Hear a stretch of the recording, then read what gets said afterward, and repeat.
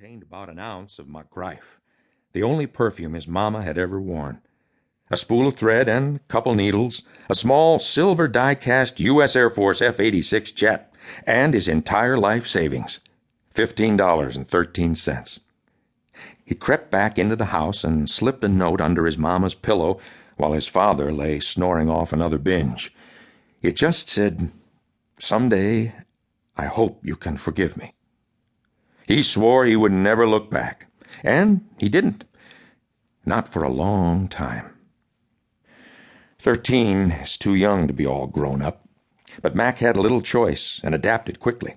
He doesn't talk much about the years that followed. Most of it was spent overseas, working his way around the world, sending money to his grandparents, who passed it on to his mama.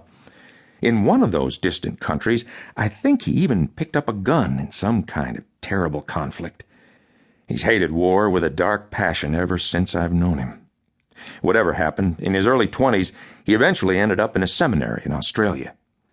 When Mack had his fill of theology and philosophy, he came back to the States, made peace with his mama and sisters, and moved out to Oregon, where he met and married Nanette A. Samuelson. In a world of talkers, Mack is a thinker and doer. He doesn't say much unless you ask him directly, which most folks have learned not to do.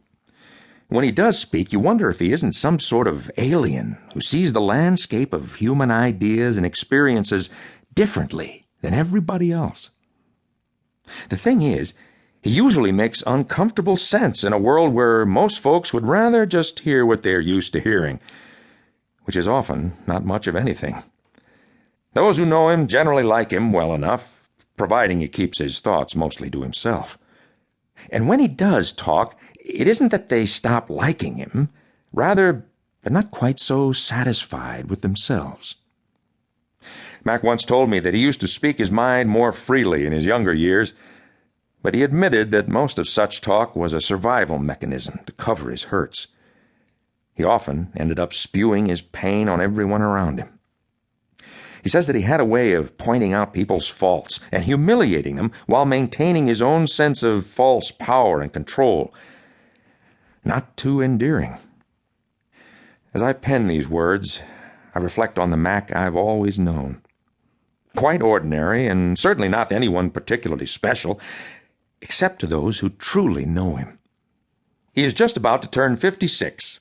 And he is a rather unremarkable, slightly overweight, balding, short white guy, which describes a lot of men in these parts. You probably wouldn't notice him in a crowd or feel uncomfortable sitting next to him while he snoozes on the Macks during his once-a-week trip into town for a sales meeting. He does most of his work from a little home office at his place up on Wildcat Road. He sells something high-tech and gadgety that I don't pretend to understand. Techno gizmos that somehow make everything go faster, as if life weren't going fast enough already. You don't realize how smart Mack is unless you happen to eavesdrop on a dialogue he might be having with an expert. I've been there, when suddenly the language being spoken hardly resembles English. I find myself struggling to grasp a concept spilling out like a tumbling river of gemstones.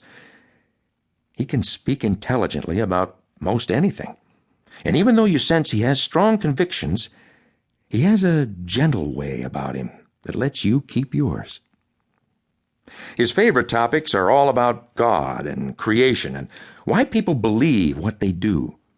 His eyes light up, and he gets this smile that curls at the corners of his lips, and suddenly, like a little kid, the tiredness melts away, and he becomes ageless and hardly able to contain himself. But at the same time, Mack is not very religious.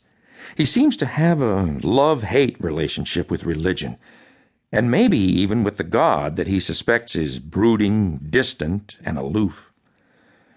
Little barbs of sarcasm occasionally spill through the cracks in his reserve, like piercing darts dipped in poison from a well deep inside. Although we sometimes both show up on Sundays at the same local pew and pulpit Bible church, the 55th Independent Assembly of St. John the Baptist, we like to call it, you can tell that he is not too comfortable there.